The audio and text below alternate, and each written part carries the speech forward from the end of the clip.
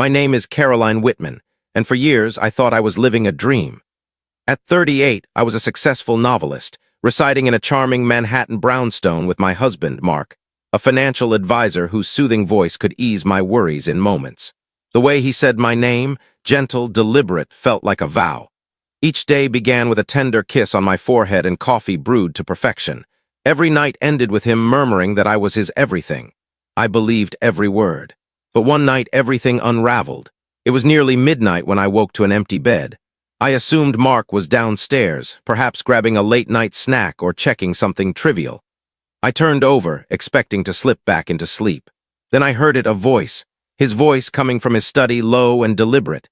"She's still clueless," he said. My body went rigid, my breath caught in my throat, and my pulse thundered in my ears. I strained to listen. "It's all on track. Almost finished," he continued. I crept toward the hallway, pressing myself against the wall near his office. A faint glow spilled from the slightly open door. I couldn't catch every word, but I didn't need to. I'd heard enough. I slipped back to bed, lying still as stone, feigning sleep when Mark returned shortly after. He slid under the covers with the same effortless composure, tucking the blanket around us as if he hadn't just fractured my reality. I didn't sleep that night. I stared at the ceiling, my thoughts spiraling. I didn't know what he was scheming, but one thing was clear. My husband was concealing something, and it involved me. The next morning, I drifted through the kitchen like a shadow. Mark was still asleep, his breathing calm and even. I stood by the coffee machine, my hands shaking as I grabbed my phone. Until that moment, I'd never questioned our finances. Mark managed it all: bills, savings, investments. I had trusted him completely, believing that was what a loving spouse did. But trust, I was beginning to realize, could be the first step toward losing everything. I opened our banking app. My heart stopped. The screen showed transfer after transfer. $300 here, $800 there, $600, $1,500. Dozens of withdrawals over the past few months. Each one small, but together they formed a chilling pattern. I gripped the counter to steady myself. Then I heard his voice behind me. "Checking the account so early?" Mark's tone was light, but I caught a glint of unease in his eyes as he leaned against the doorway, scratching his jaw. "Just curious," I said, forcing a casual tone. "Some of these transactions don't look familiar." He strolled over, poured himself coffee, and flashed a polished smile. "Those, just some minor investments. I guess I forgot to tell you." He sipped his coffee, avoiding my gaze. Something inside me shifted, not anger, not yet, but something colder, more precise. I nodded, pretending to buy his excuse. But I was studying him now, not with affection or trust, but with a new clarity. Every offhand gesture, every vague response was another chip in the facade I'd once adored. That evening, I noticed more. He was glued to his phone, always flipping it face down. He'd step outside to take calls, and when I asked what he was working on, he'd grin and say, "Just work stuff, nothing to stress about." But I was stressed, deeply. And that stress was hardening into determination. I wasn't going to sit idly by, waiting to discover his plan. I needed answers, and I needed them now. 2 days later, I got my opportunity. It was a calm evening. Mark had just finished dinner and announced he was heading for a shower. He usually carried his phone everywhere like it was part of him. But tonight, for the first time, he left it on the dining table. I stared at it, my pulse hammering like an alarm. I waited 30 seconds, then 60. The sound of running water echoed from upstairs, and I reached for the phone. It was unlocked. My fingers shook as I scrolled through his recent texts. Most were mundane: work emails, reminders, casual exchanges. But one thread stood out with no name, just a number. The latest message read, "Send her the Ilium documents. Keep her unaware, almost there." I froze.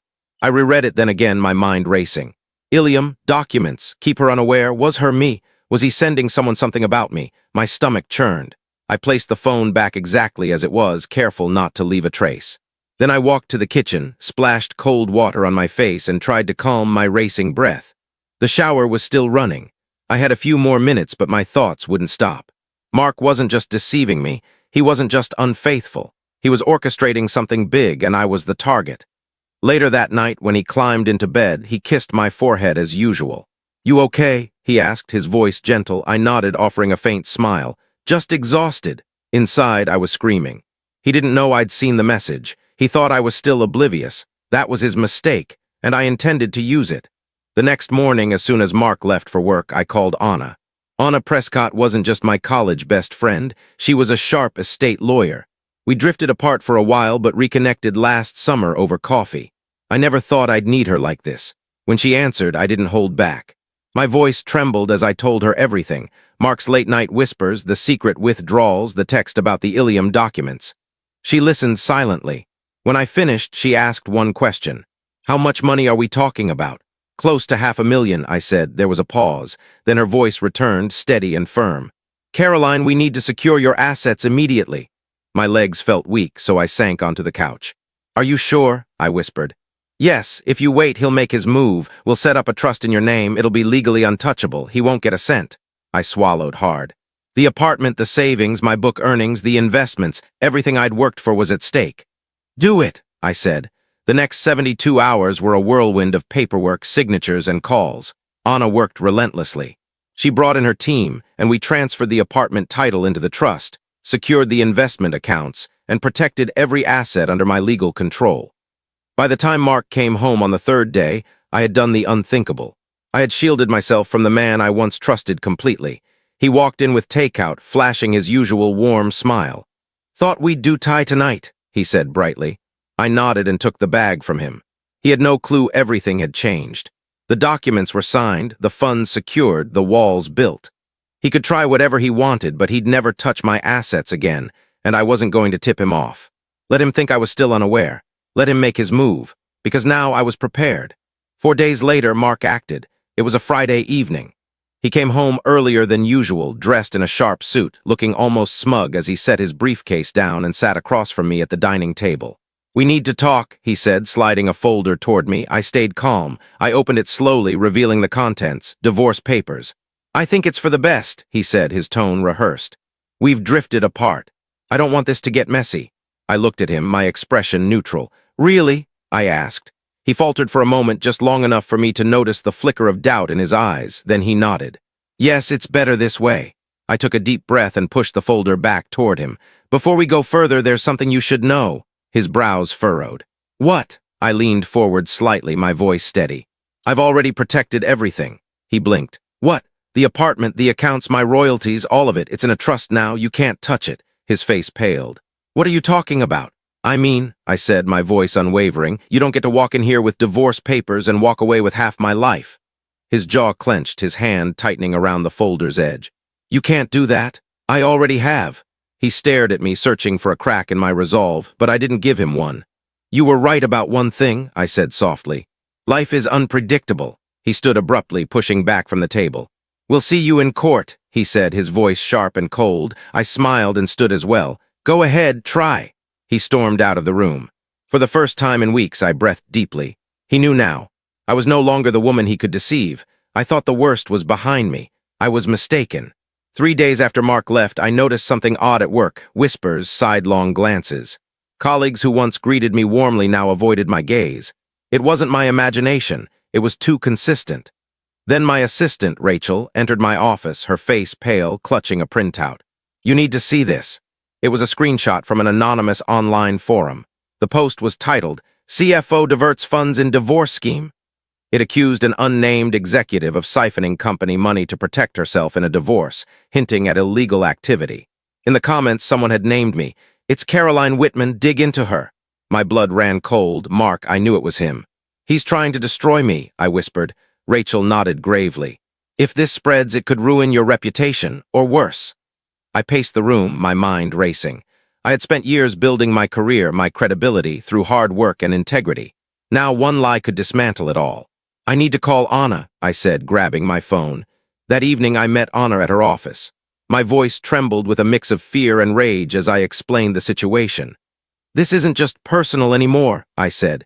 He's attacking my career. Anna leaned back, her fingers interlaced. He's playing dirty, she said.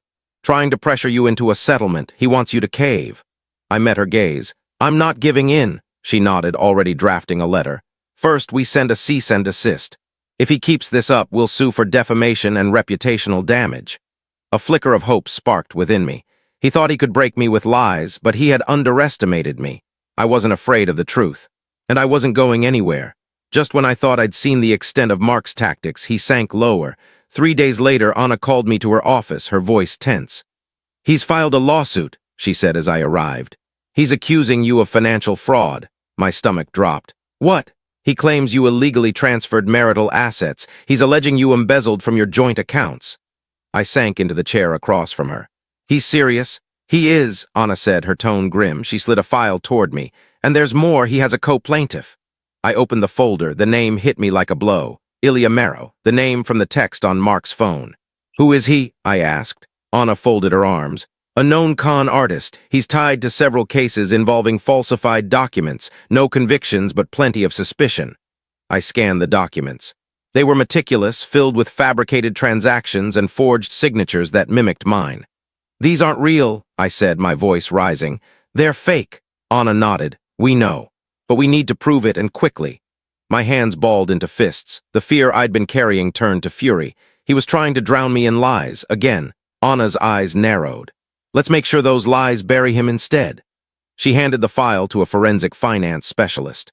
For the next week, we worked tirelessly, collecting authentic transaction records, tracking digital trails, and verifying every move I'd made. I barely slept, but I pressed on. This wasn't just about money anymore. It was about my name, my integrity, and my right to protect what was mine. By the week's end, we had everything. The expert traced the forged documents to Ilya's firm. The dates were inconsistent. The signatures were flawed. Most crucially, there was no evidence linking the fake transactions to my real accounts. Mark had thrown everything at me.